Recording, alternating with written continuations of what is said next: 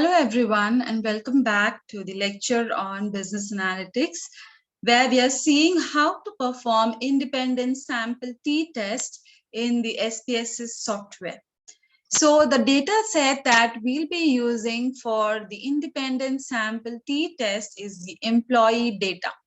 So this is the sample data that we have, where in the variable view, we can see that we have 10 variables.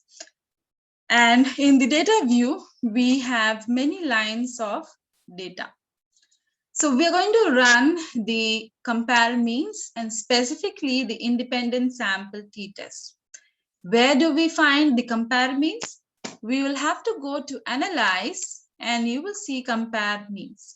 So under analyze, compare means and independent sample t-test.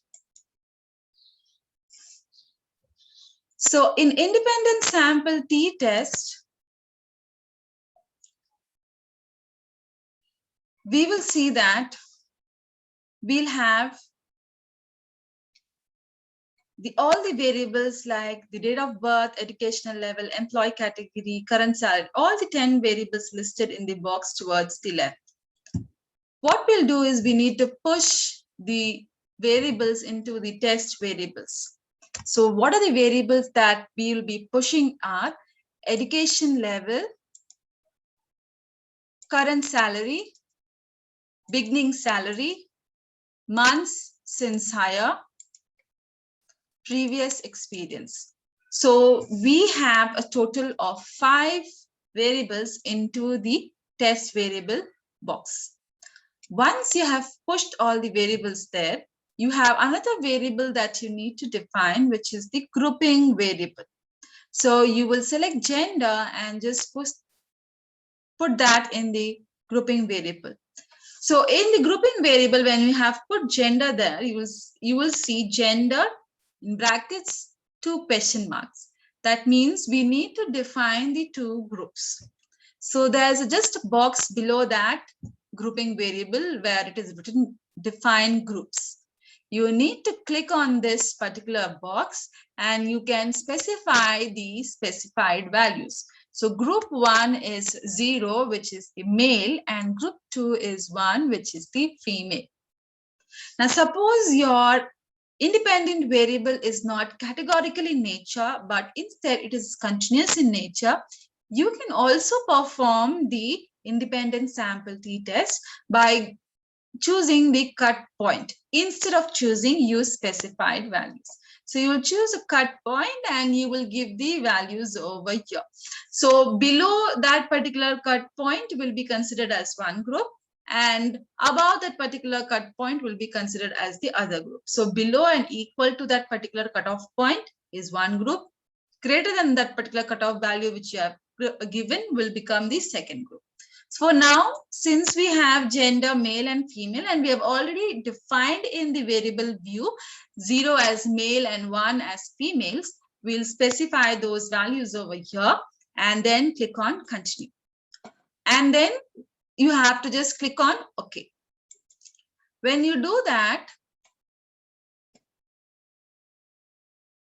you will get the output in the output window.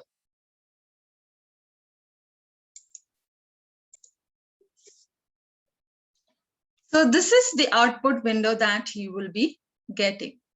In the output window, if you can see, in the independent sample t-test, you'll be getting 2 windows. One is the group statistics and one is the independent sample t-test. So in group statistics, in this particular table, you will see for all the 5 variables, according to the gender male and female, it is telling me what is the mean value, what is the standard deviation value, and what is the standard error mean. If we can see over here, the number of males that we have is 258 and number of females we have is 260. Therefore, all the mean value and the standard deviation value for each of these variables are greater when compared to the female gender. So this is how your group statistics is given in a very simple form in a table format in SPSS window. The next output that we get is the independent sample t-test, which is the main table that we need to understand and interpret the result. So the very first thing that we will be seeing is the Levin's test for equality of variance, where we are seeing whether the homogeneity of variance between the two groups are similar or different in nature. So as we have seen in the previous lecture, we'll be seeing whether the p-value, that is the significance value, f-test and the significance value. So the significance value should be less than 0.05. Then only we'll say that it is statistically significant, and therefore we'll be looking at equal variances not assumed. From the result that we have obtained, we'll see that education level, current salary, beginning salary all have significance value of 0.000, which is less than 0.05. Hence, for this particular row variables, we will have to look at the row equal variances not assumed. For the months since hire and previous experience variables, you will see that the significance value is 0.142 and 0.109 respectively. So here, since the values are greater than 0.05, they are not significant statistically, and therefore we have to look at the row which has equal variances assumed for both these variables. After looking at which row to assume, equal variance assumed or equal variance is not assumed, we will be looking at the test for equality of means. So now we are concluding whether the means of both the groups are equal or different. So in hypothesis testing, if we have to write, the null hypothesis will be both the groups mean are equal, and for alternative, it will be both the groups mean are not equal. Again, how do we prove that? We'll again have to look at the significance value. So we have the t-test, we have the degrees of freedom, and then we have the significance value for two-tailed. So here if we look, all the values are 0.000, which is less than 0.05. For example, the education level, current salary, beginning salary, and previous experience. For all these, you will see it is less than 0.05, which means it is statistically significant, and the mean of all these groups are different for both the groups, male and female. But if you see months since hire, we have the significance value of greater than 0.05.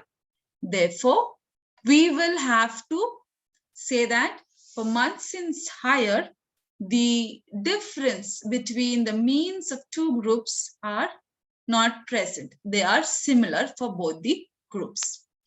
This thing you can also see in the 95% confidence interval of the difference. So you can see this column as well, or you can see these two columns as well to say whether it is significant or not significant. That is, it is the means of the groups are similar or not. How we will look at the 95% confidence interval of the difference? We'll have to look at the lower limit and the upper limit. So both the lower and the upper limit are mentioned for all these 5 variables. So if 0 is present between these lower and the upper limit, that means it is not statistically significant. If 0 is not present between the lower and the upper limit, then it is statistically significant. So let's see how we can do that.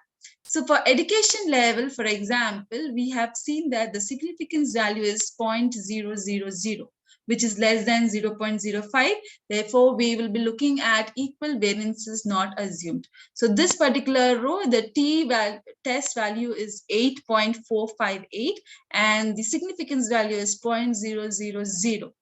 So therefore, if you see in this particular 95% confidence interval also, it is 1.581 the lower limit and 2.538 the upper limit. We do not have 0 in between these two upper and the lower limits. So we can say it is statistically significant. Using this p-value also, we are able to say it is statistically significant. Therefore, the mean of the two groups, male and female, for education level is different. Now, if you see the Munson's higher, we have seen that it is greater in the 11th test for equality. So it is not statistically significant. Therefore, we have to look at the row equal variances assumed. So we'll be looking at the first row. So if you see, the t value is 1.447.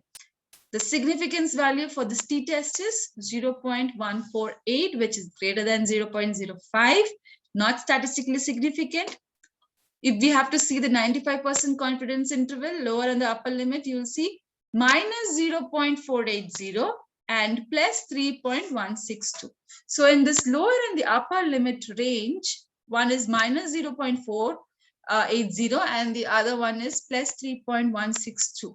So there is a zero coming in between the minus value and the plus value. So when the zero is present here in the lower and the upper limits in between this range, then we say it is not statistically significant. That is the same thing that we have even proved with respect to the significance value as well. So therefore, this Munson's higher is not the means of both the groups, males and female, are similar. They're not different. So this is how you interpret the results of independent sample t-test and how you can actually perform this particular test in SPSS software. I hope you have understood how you can run this and interpret it. In case of any queries, please feel free to contact me. Thank you.